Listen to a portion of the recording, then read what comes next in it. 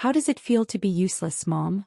Those 9 words sliced through the restaurant louder than the clatter of plates, louder than the Friday night crowd, louder than the jazz music drifting from the speakers near the bar. They shouldn't have carried the weight they did.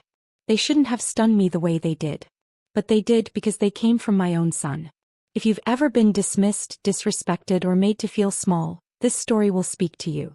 Stay with me. Every quiet moment leads to a powerful truth you won't want to miss. He said it casually, leaning back in his chair as if he had simply asked me to pass the salt. His wife's family, her parents, her sister, and even the wide-eyed teenager who barely knew me, turned toward me with synchronized amusement, like they had rehearsed their reaction before arriving. Maybe they had. I felt the muscles in my hands stiffen around the cloth napkin resting on my lap. Not trembling. Not angry. Just tightening. My reaction wasn't the one he expected. He wanted embarrassment. Or panic. Or maybe he wanted me to apologize, to shrink into the version of myself he had learned to push around. Instead, I lifted my chin slightly and whispered, "It feels wonderful." The table fell silent. The server who had been approaching with water glasses hesitated mid-step, sensing something fragile in the air, something that shouldn't be interrupted. The scent of grilled salmon, lemon butter, and roasted herbs mixed with the warmth of the overhead lamps, grounding me in the moment. I told myself to breathe slowly. Not because I felt faint but because I felt steady in a way I hadn't in years. It was 7:42 p.m. The city lights outside the window glowed against the winter fog creeping over the street. And as I watched my son's smirk falter, I knew something he didn't. The power he believed he had over me had ended hours before we even sat down. He just didn't know it yet. His wife, Marissa, leaned forward with one elbow on the table, swirling the ice in her drink like a bored teenager. "Oh, come on," she said, laughing under her breath. "It was just a joke. Don't be so sensitive." A joke. Yes. Everything was always a joke when they took little pieces of me and tossed them away. But tonight wasn't about sensitivity. Tonight was about clarity, mine, not theirs. I looked around the table carefully, not with the defensiveness they expected, but with a strange, distant curiosity, as if I were observing a scene from outside my own body. Her mother gave me one of those practiced smiles, the kind women give when they want to pretend they're on your side while quietly noting every weakness. Her father adjusted his glasses, waiting for my reaction like he was rating a performance. Even the teenager, their niece I believed, watched me while chewing on a straw, eyebrows raised as though she was witnessing late-night drama on television. My son cleared his throat, realizing his joke hadn't landed the way he intended. "Mom, relax," he said, softening his voice, pretending to be gentle. "We're all family here." Yes, family. Funny how that word sounded more like a warning than comfort. I folded the napkin neatly on the table, something to keep my hands busy. "You asked me a question," I said calmly. I answered it. I watched him shift uncomfortably, tapping his fingers against his glass. He wasn't used to this version of me. He was used to the woman who stepped in quietly whenever things went wrong. Rent overdue, car repairs, an unexpected medical bill, a forgotten phone payment. He was used to the mother who rescued him before anyone noticed he needed rescuing. Tonight wasn't that night. To keep myself grounded, I glanced toward the window beside me. Snowflakes were starting to drift down the glass, clinging lightly before melting. The street outside reflected patches of yellow from the street lamps, and I could see a group of students rushing into the coffee shop across the road, laughing and brushing snow from their jackets. Life moved on outside, normal, warm, unbothered. Inside, the air around me tightened like a rope. My heart wasn't pounding, but I could feel a faint warmth rising in my chest, something slow but undeniable. Not anger. No, anger would have made me shake or raise my voice. This was something else. Something that had been building quietly over months, years even, finally taking shape. My son leaned in, lowering his voice as if giving himself the advantage of privacy in a crowded room. "Are you really upset?" he asked. "You know how you get sometimes." How I get. The phrase every dismissive person uses when they want to invalidate your feelings before you even have any. "I'm not upset," I answered evenly. "Not even a little." He blinked, confused. "A tiny victory." I let my gaze drift to the small leather purse hanging on the back of my chair. It was old, nearly 10 years old. The edges were worn, the stitching faded in places, but it carried things no one at that table had ever asked about. Quiet things. Paper things. Proofs of years' worth of sacrifices they had treated as their entitlement. Inside that purse was a folder. Thick one. Not hidden but unnoticed, like me. My son didn't know that folder existed. He didn't know what I had already done before dinner. And he certainly didn't know that his question wasn't humiliating. It was freeing. The food arrived. Plates of pasta, grilled chicken, mashed potatoes, and steaming vegetables. The server placed a bowl of soup in front of me, though I hadn't realized I ordered it.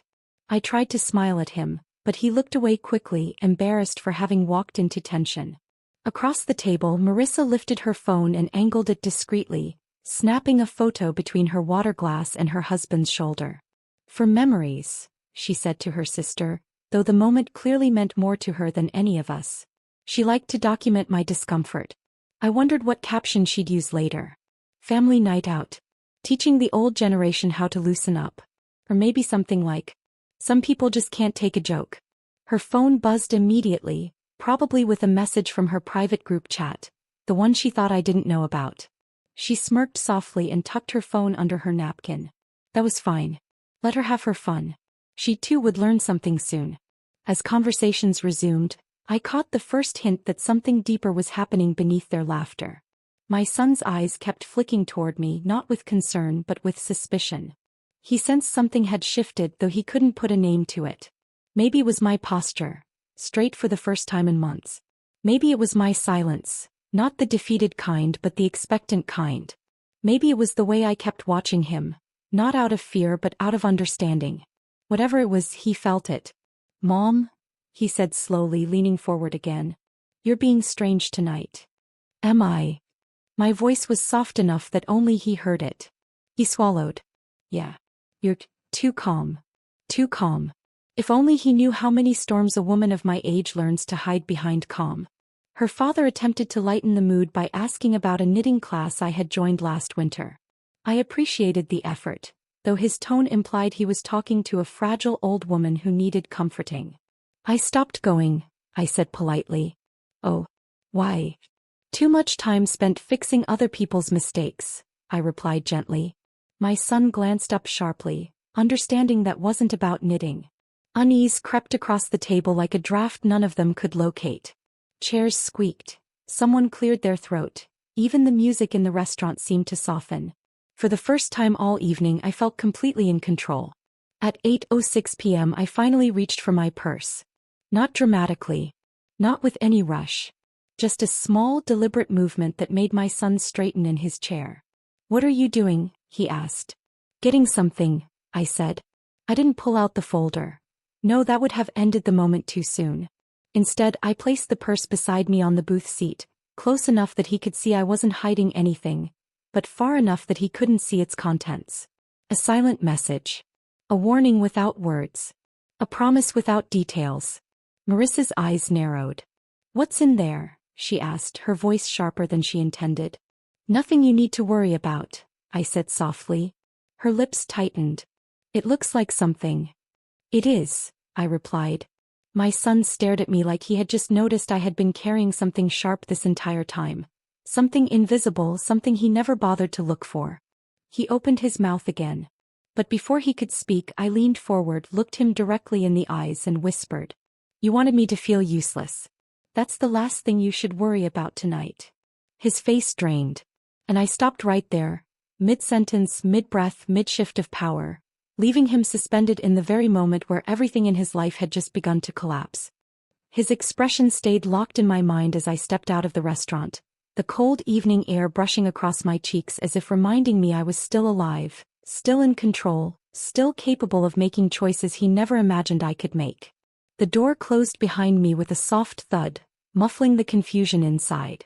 For a moment, I lingered outside beneath the street lamp, letting the quiet swallow the noise I had just walked away from. I wasn't rushing. I wasn't shaken. If anything, I felt steadier than I had in years. The sidewalk was slick from melted snow, and every step I took toward my car felt deliberate, almost ceremonial, like I was walking out of the version of myself they preferred and into the version I had neglected for too long. My hand tightened around my purse strap, feeling the weight of the folder inside. He didn't know what I carried. He never bothered to ask. Tonight that silence would cost him. When I reached my car and opened the door, the faint scent of pine air freshener greeted me. I paused before getting in, glancing through the restaurant window one last time.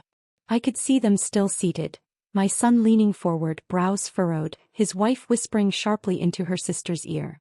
Her parents sat stiffly, pretending nothing had happened. But something had happened. And it wasn't finished yet. I slid into the driver's seat, shut the door, and let the warmth from the heater slowly fill the space. Breathe, I told myself softly. And I did. The drive home was quiet. Snowflakes drifted lazily through the night sky, melting the moment they kissed my windshield. Porch lights glowed across the neighborhood as families settled into warm living rooms. Everywhere I looked, life was continuing as usual. Except mine had shifted, quietly, profoundly, decisively. By the time I parked in my driveway, my heartbeat had steadied into something calm and purposeful.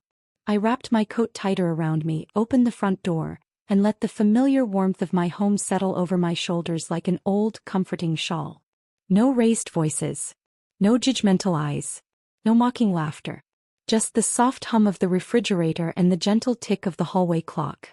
I hung up my coat, rested my purse on the kitchen table, and took a moment to feel the stillness. It was the kind of quiet that comes after a storm. Not fearful, not empty, but cleansing. Without turning on the overhead lights, I walked to the small lamp near the window and flicked it on. Its golden glow spilled across the table where I now placed my old laptop. The corners of the screen were slightly chipped, the keys worn down from years of paying bills, writing reminders, and managing the small pieces of life no one else bothered to handle. Tonight it would handle something different. Before opening the laptop, I reached into my purse and brushed my fingers across the folder tucked inside. Not to pull it out, just to feel it. A quiet reassurance. A reminder of what I had carried for far too long. Documentation of sacrifices, proof of silent contributions, and every financial decision they depended on without knowing or caring who made it possible. My son once said, "Mom, you keep too many papers." He had no idea how many of them belonged to him. I opened the laptop. The screen flickered to life slowly, humming in that old, familiar way. The light cast my reflection across the glass. Softer now, less tense, still undeniably wounded, but no longer willing to stay wounded. I rested my fingers on the keyboard. "It begins now," I whispered. The first account was the easiest to access. The emergency account. The one I opened years ago when he called me crying at 2 a.m., terrified because a late payment threatened his job. I told him not to worry, that I'd fix it. He never even asked how I handled it. He also never asked whose name came first on the account. It took 3 clicks. Account closed. A small message flashed. User access removed. The words gave me a strange sense of closure. Not revenge. Not satisfaction. Just closure. The second account required more steps. This one belonged to his wife's spending habits. The credit line she used for shopping trips, salon appointments, and dinner outings she liked to caption on social media as self-care. I had watched quietly for years as she boasted about her independence. Independence paid for by me. Transaction history scrolled down the screen. Petite candles. Designer wallets. Girls' brunch. $89 on scented oils. $52 on novelty mugs.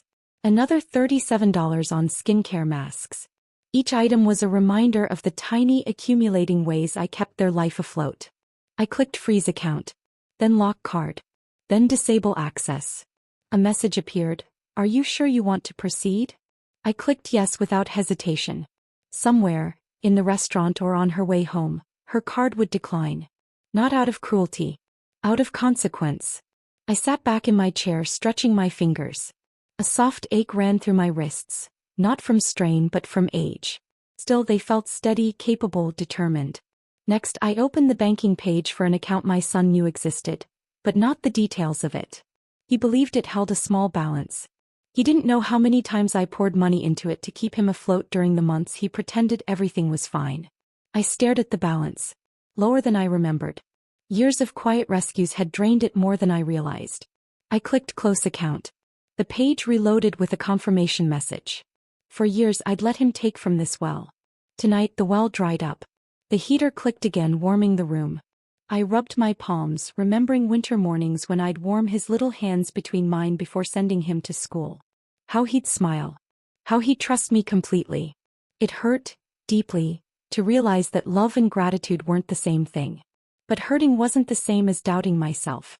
Not anymore. I opened one final tab. An account I created on his behalf when he couldn't qualify for something he desperately needed. I had signed everything alone. I had taken every risk. And once things stabilized, he forgot it existed. Except when he needed it. Tonight that account would end too. I typed my password. Answered the security question. Confirmed my identity. Then clicked terminate access. Another confirmation message appeared.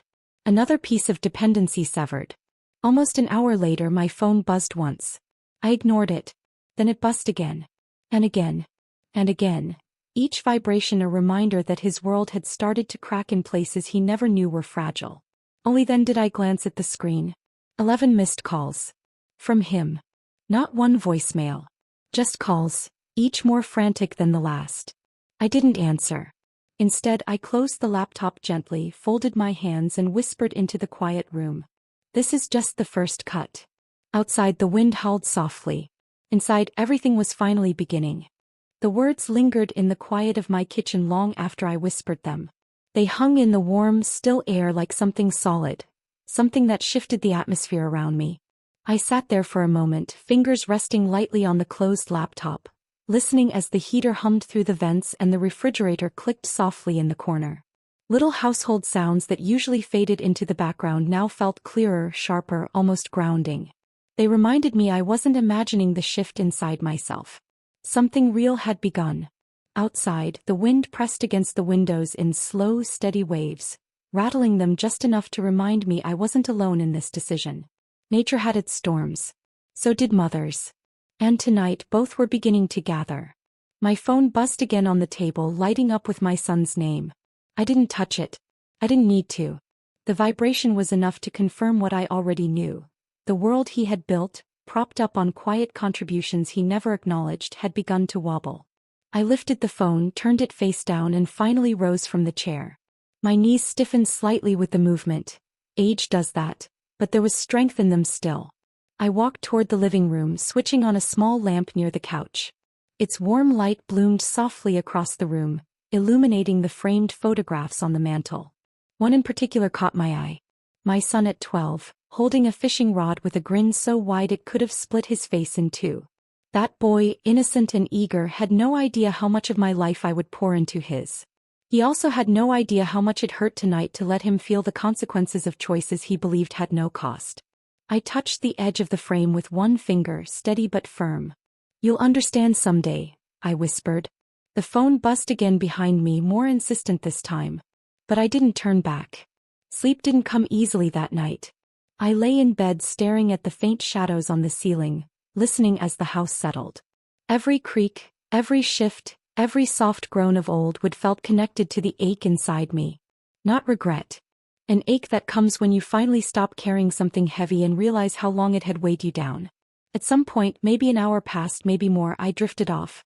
When morning came, it arrived with a quiet gray light filtering through the curtains and a heaviness in the air that felt almost expectant. I wrapped myself in my robe, tied it loosely and padded to the kitchen in my slippers. The cold tile floor made me wince slightly, but the discomfort felt strangely welcome. Present. Unlike the numbness I had lived with for years. As I set the kettle on the stove, a quick tap sounded on my window. I turned to see my neighbor, Mr. Caldwell, sweeping the thin layer of frost off his walkway. He spotted me, lifted a hand and gave a friendly wave. I returned it with a small smile. Normalcy still existed outside my home. And somehow that steadied me further. The kettle whistled. I poured my tea, its steam rising in gentle swirls, and took my first sip just as my phone buzzed again on the counter. Another call. Then another. Then a message. Then silence. It wasn't until 10 minutes later that the first storm wind truly arrived. The phone buzzed again, this time with a text from my landlord. Not mine, theirs. My son's landlord. The man whose name I had seen on dozens of statements, whose number I had saved long ago, whose patience I had relied on when my son couldn't make rent. His message was simple. We need to discuss your removal as guarantor as soon as possible. My heart didn't jump. It didn't race. Simply steadied. This was the first wall collapsing. I dialed his number and introduced myself, though he remembered me instantly. His voice held that tired politeness landlords have when they've dealt with too many late payments and too many excuses. Yes, ma'am, he said, stepping away from background noise I assumed was the hallway of their apartment. Once you formally withdrew your guarantee last night, the system flagged the account.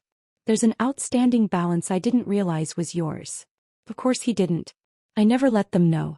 I understand, I replied softly. He cleared his throat. With the withdrawal and the months of incomplete payments. Well, I'll need to file an eviction notice today. I didn't flinch. I didn't apologize. I simply said, do what you need to do. There was a pause, not uncomfortable but surprised. Maybe he expected a mother to beg for leniency. To shield her son again. But not today. Not anymore. He exhaled slowly. I'll proceed then. I'm sorry it's come to this. I thanked him and hung up. My tea had cooled by now, but I drank it anyway, the bitterness matching the moment perfectly. By midday the second storm rolled in. I stepped outside to check my mailbox, pulling my robe tighter as a cold gust swept through the yard. Just as I reached the street, a truck drove slowly past my house, the kind used to tow cars. I frowned, watching it disappear around the curve. A strange intuition nudged me. I turned back into the house, grabbed my keys and drove toward the apartment complex where my son lived. I told myself it was just curiosity, just the need to see things with my own eyes. But the truth was simpler. A mother always knows when something is unraveling.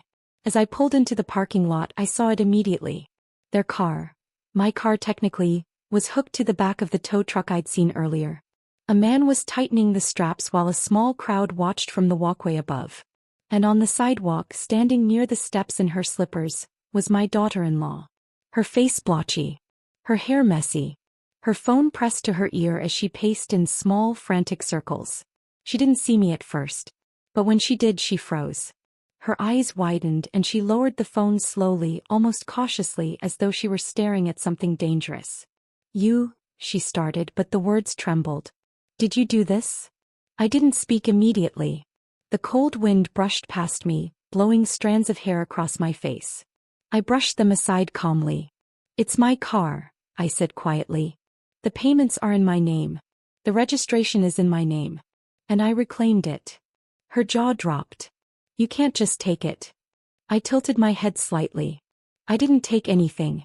I took back what was already mine. A murmur rippled through the neighbors watching above. My daughter-in-law clenched her phone so tightly I could see her knuckles pale. You're ruining our lives. I didn't raise my voice. I didn't match her panic. I simply said, no. I've simply stepped out of them. The tow truck driver nodded toward me respectfully before getting in his cab. Moments later the truck pulled away, car and all, leaving her standing alone in the cold. I didn't stay. I didn't comfort. I didn't apologize. I turned, walked back to my car and drove away with steady hands. But the storm wasn't done. That evening, as I returned home and set my purse on the table, my phone buzzed again. This time with a photo from a neighbor who lived across from my son. The picture was blurry, taken through a window, but clear enough. My daughter-in-law sitting on the apartment steps, crying into her hands. My son standing beside her, pacing, phone pressed to his ear. A bright orange eviction notice taped to their door. The world they built on my shoulders was collapsing. And this was not the final storm. Not even close. I realized that the moment I stepped back into my quiet home, closing the door gently behind me as the evening light dimmed across the floor. My house felt warmer than usual, not from the heater but from the clarity settling in my chest. An anchor where uncertainty once lived. I set my purse on the counter, reached inside and pulled out the folder. The thick one that had remained unseen through years of giving, serving and sacrificing. I placed it on the table, its weight a reminder of everything I had carried alone. For years this folder had been my silent companion. Tonight it would become something else entirely. The kitchen clock ticked steadily as I opened it, revealing neatly stacked receipts, statements, printed emails and documentation from every moment I stepped in to fix something my son and his wife didn't know how to manage, or didn't want to. Rent payments. Car repairs. Deposits I made without acknowledgement. The countless times I soothed financial fires before they grew into flames. As I sorted the papers, the air seemed to thicken with the truth they held. Truth that had never been spoken. Truth they had never asked about. Truth they had benefited from without a second thought. I kept my hand on one page for a moment. A receipt for a rent payment made 3 winters ago, signed in my handwriting. I remembered that night clearly. Snow had piled up outside and my son had called near midnight, panicked because he was behind on payments again. His wife had come on the line, crying about how the landlord threatened to post a notice. I had taken care of it. Quietly. Without hesitation. Now that memory felt distant, like it belonged to a different lifetime. I closed my eyes briefly. "It's time," I whispered, not with anger but with decision. My hands moved slowly but deliberately as I assembled the folder with fresh intention. I separated pages by year, added small sticky notes for clarity, and wrote short explanations where needed. I wanted everything to be unmistakable, undeniable. Not for my son or his wife. For her family. The ones who sat at that dinner table with smug amusement. The ones who smirked when he mocked me. The ones who believed their daughter had married into a life she earned. They deserved to see the truth. But my purpose wasn't to humiliate them. It was to reclaim my voice. I reached into the drawer for a large envelope, sturdy, manila-colored, thick enough to hold every page. I placed the documents inside carefully, smoothing them so they wouldn't bend. With each page I added, something inside me loosened, like knots I didn't know existed were gently undoing themselves. Once the envelope was sealed, I sat back and exhaled. A long, quiet release. This envelope represented years of quiet support, disguised as stability they claimed as their own. It wasn't vengeance, it was honesty. But honesty has a way of unsettling those who thrive in shadows. The next morning, I awoke to the sound of birds outside my window.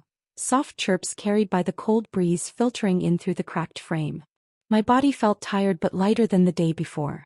I slipped into my robe, tied it loosely and made my way to the kitchen. The envelope sat where I left it. So, silent. Waiting. I brewed coffee, letting the rich aroma fill the room as I looked at it. My fingers brushed the top of the sealed flap and for a moment, doubt whispered faintly, an old habit, not a new truth. Would sending this cause more pain than clarity? Would it make things irreparable? Was I ready for the consequences? I wrapped both hands around my warm mug and stared out the window. A delivery truck passed down the street. Children hurried toward the school bus, backpacks bouncing on their shoulders. Life continued as always, unaware of the quiet shift taking place in my home. And in that ordinary stillness I found my answer. Some truths weren't meant to be comfortable. They were meant to be seen. I finished my coffee, changed into comfortable shoes and tucked the envelope into my purse. My heart didn't race. My palms didn't sweat. My body moved with the calm determination of someone who finally understood her own strength. Her family lived on the other side of town in a modest, well-kept neighborhood where everyone seemed to wave at each other from driveways. I parked in front of their house, turning off the engine while I took a steadying breath. I didn't come for confrontation. I came for closure. As I walked up the path, the wind rustled through the dried leaves near the steps, carrying with it a chilled reminder of the night everything cracked open.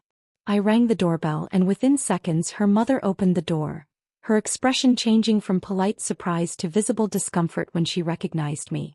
"Oh," she said, smoothing her cardigan nervously. "Hello. Good morning," I replied gently. "May I come in for a moment?" Her hesitation was brief but noticeable. "Of course," she said, stepping aside. Inside, the house was warm, scented faintly with cinnamon candles. Family photos lined the walls. Smiling faces, holiday gatherings, moments they treasured. I wondered if they ever displayed a picture of me. Somehow I doubted it. Her mother led me to the living room where her husband sat reading the newspaper. He lowered the pages slowly, recognition flickering across his face. "Is everything all right?" he asked. "Yes," I said, sitting carefully on the edge of the couch. "I just want to share something with you." Their eyes drifted toward my purse instinctively. I reached inside and pulled out the envelope. "I think it's time you knew the truth," I said quietly. I placed the envelope on the coffee table between us. Neither of them touched it. Her mother leaned forward slightly. "What is this?" "Records," I said softly. "Financial records. Payments made over the years. Support your daughter and my son relied on. Support I gave quietly. Her father frowned. We were told they were handling everything on their own. I know, I replied. Silence settled around us, heavy and uneasy. Her mother reached for the envelope with trembling fingers, pulling out the first few pages. As her eyes scanned the documents, her lips pressed tightly together. Her father leaned over to read alongside her, their heads moving slowly as they pieced together the truth line by line. I watched their expressions shift, from confusion to disbelief to something quieter. Something closer to shame. Her mother finally looked up, eyes glistening. Why didn't you say anything? I folded my hands in my lap. Because I wanted them to stand on their own. And because sometimes, mothers carry things in silence. She swallowed hard. We thought she'd married into stability. That he had built a responsible life. I smiled sadly. He had help. Her father exhaled deeply, rubbing his forehead. We misjudged you, he murmured. We misjudged all of this. It's not about judgment, I said gently. It's just the truth. For a moment none of us spoke. The only sound was the soft ticking of the wall clock. Then her mother whispered, she needs to see this. She will, I replied. I stood up slowly, smoothing the fabric of my blouse. Thank you for hearing me. Her mother rose to her feet. May we ask, why now? I met her eyes and answered simply, because silence was protecting the wrong people. As I stepped outside, the cold air rushed against my cheeks, but I welcomed it. The sky was a muted gray, heavy with the promise of snow. My hands trembled slightly as I reached for my car door, not from fear but from release. Sending that folder wasn't an act of anger. It was an act of truth. And truth, when finally spoken aloud, has a way of echoing into places you never expected. That afternoon her sister called me. Then her aunt. Then her cousin. Each one wanted answers. Each one apologized. Each one admitted they had believed a version of reality that never existed. None of them knew how deeply I had been woven into the fabric of their daughter's life. By evening, word had spread through their entire circle. Quietly. Relentlessly. Inevitably. And all I did was tell the truth. But truths, especially long-buried ones, don't land softly. They shift. They rearrange everything they touch. And though I didn't know it yet, the truth I released into the world had already begun shaping the moment that was coming next. I felt it before it happened. An uneasy stillness in the air, the kind that settles before a heavy snowfall. The house was unusually quiet, even for a late afternoon. The light from the kitchen window stretched across the floor in soft golden bands, warming the wooden cabinets and the little ceramic bowl where I kept my keys. I stood there for a moment just breathing. I didn't feel triumphant. I didn't feel guilty. What washed over me instead was a strange blend of peace and expectancy. Like a door I had closed was finally locking into place behind me. I made myself a cup of tea, letting the steam rise against my face, warming the small creases along my cheeks. My hands weren't shaking. My heart wasn't racing. I felt grounded, almost anchored. Then my phone rang. Not buzzed. Not chimed. Rang. The sound cut through the stillness, sharp and unmistakable. A call, not a message. A real call. I didn't rush to answer. I set my tea down carefully, wiped my palms on my robe and walked toward the counter. When I looked at the screen, my breath caught just slightly. My son. Not the frantic calls from earlier days. Not late-night emergencies. Not financial demands disguised as jokes. This call felt different even before I touched the phone. I pressed answer. Mom. His voice wasn't angry. It wasn't defensive. It wasn't even confused. It was trembling. I closed my eyes. Yes, I'm here. He inhaled shakily, and for a moment neither of us spoke. The silence stretched long enough that I could hear the hum of the refrigerator and the faint tapping of a branch against the living room window. Finally he said, barely above a whisper, "Everything's falling apart." I waited. "We lost the car," he continued, voice cracking. "The rent, the notice. I didn't know you were paying so much. I didn't know any of that." His words weren't accusations. They were confessions. "I know you didn't," I replied softly. There was a long exhale on his end. A sound of someone unraveling. "Why didn't you tell me?" he asked. "Why didn't you say something instead of just letting me believe I was doing it all? I let the question sit between us. Heavy. True. Because I wanted you to stand on your own, I said. And because every time I tried to guide you, you heard criticism instead of concern. He didn't argue. He didn't deflect. He didn't blame. Instead, he said something I hadn't expected. Mom, I'm sorry. Those words landed differently than I thought they would. They didn't heal everything instantly. They didn't erase years of imbalance. But they settled into a space inside me that had long been empty. His breath trembled again. I had no idea Marissa was telling her family that we were financially comfortable because of me. She made it sound like she didn't need help. I could hear shame in every syllable. You chose to believe her, I said gently. I know, he whispered. And now her whole family knows the truth. They're angry. Embarrassed. I've never seen them look at her like that. Pause. A swallow. A soft, broken confession. She told me you ruined her reputation.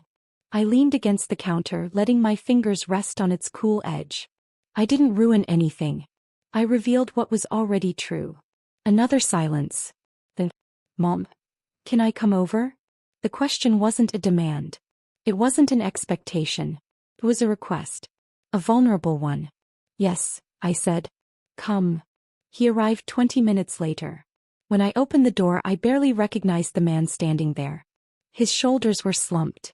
His eyes swollen. His clothes wrinkled and mismatched. He looked younger somehow and older at the same time. A child seeking comfort. A man carrying consequences. He stepped inside slowly as if unsure whether he was welcome. I offered him a seat at the kitchen table, the same place where I had sat the night everything began to shift. He sank into the chair without a word. I poured him tea, set it in front of him and sat down across the table. He stared at his hands. Mom, he began, I don't know how to fix any of this. You don't have to fix everything at once, I said. You just have to start by being honest. He nodded, biting his lip. I should have told you we were struggling. I should have listened. I should have realized how much you were doing. You couldn't see it, I replied. You were too used to me catching you before you fell. He winced at that. Is that what this is? You letting me fall? No, I said softly. This is me stepping aside so you can learn how to stand. His eyes glistened. For a moment he looked like the boy I used to warm on winter mornings, his hands tucked in mine. But life had carved sharp corners into him, corners softened now by the weight of truth. He wiped his face with the back of his hand. Marissa left. I felt my breath freeze for a moment. Left. He nodded. Her family confronted her with the documents you gave them. They asked why she lied. Why she pretended everything came from me. She blamed me. Blamed you. Blamed everyone except herself. He let out a shaky laugh, hollow and wounded. She packed her things and went to her sisters. I didn't gloat. I didn't comfort. I simply listened. He looked up finally, eyes swollen. I don't know who I am without her. The words surprised me, not because of his attachment but because of their honesty. You're a man who gets to choose who he becomes, I said. Not who someone else tells him to be. He nodded slowly, letting the words sink in. A tear slipped down his cheek. Mom, he whispered, can I come home? Just for a little while? Babe, I need a place to breathe. I reached across the table and placed my hand over his. His skin was warm, trembling slightly. You can stay, I said softly. But not to escape responsibility. Only to rebuild. With boundaries. He nodded, and this time it wasn't out of defeat. It was acceptance. A tiny shift. But a real one. The days that followed weren't dramatic. They weren't chaotic. They weren't filled with shouting or accusations. They were quiet. My son slept in the guest room. He made his own meals. He applied for additional work hours. He answered phone calls he used to ignore. He apologized, not just with words but with actions. Small ones but meaningful. He washed his dishes. He cleaned the porch. He asked how I slept each morning. He fixed the loose hinge on the pantry door. He even replaced the bulb on the porch, something he promised years ago but never did. And for the first time in a long time I saw the man he could have been all along. 1 week later he sat with me on the porch as the sun set behind the houses, painting the sky in soft streaks of orange and pink. The air smelled faintly of wood smoke from a neighbor's fireplace. He took a deep breath. Mom, I'm moving into a small studio near my job. It's not much, but it's something I can afford myself. Pride swelled quietly in my chest. I think that's a good step, I said. He nodded. I want you to know. I'm grateful. Not for the money. For finally showing me who I was becoming. I touched his shoulder gently. You showed yourself. He smiled. A real one this time. Small, hesitant, but genuine. I don't want to be that man anymore. You won't be, I said. Not if you keep choosing differently. He stood, walked to the edge of the porch and looked at the darkening sky. Then he turned toward me and whispered, "Thank you for letting me fall, so I could finally learn how to rise." That night, after he left for his new place, I stood by the window watching the quiet street. The lamps glowed softly. The wind rustled through the bare branches. Life felt different, not dramatic, not triumphant, but steady. The truth had hurt. The consequences had been sharp. But the resolution was peaceful in a way I didn't expect. Revenge hadn't destroyed him. It had woken him. Me. I had stopped being the invisible foundation beneath everyone else's life. As I turned off the final lamp for the night, I whispered to myself, sometimes the quietest justice is simply stepping back and letting the truth speak. And in that stillness I felt something settle inside me. Something like closure. Something like strength. Something like peace. The kind a woman earns only after finally choosing herself. If this story moved you, subscribe for more emotional, revenge-driven narratives that speak to strong women who've lived through real battles. Your support helps bring these stories to life.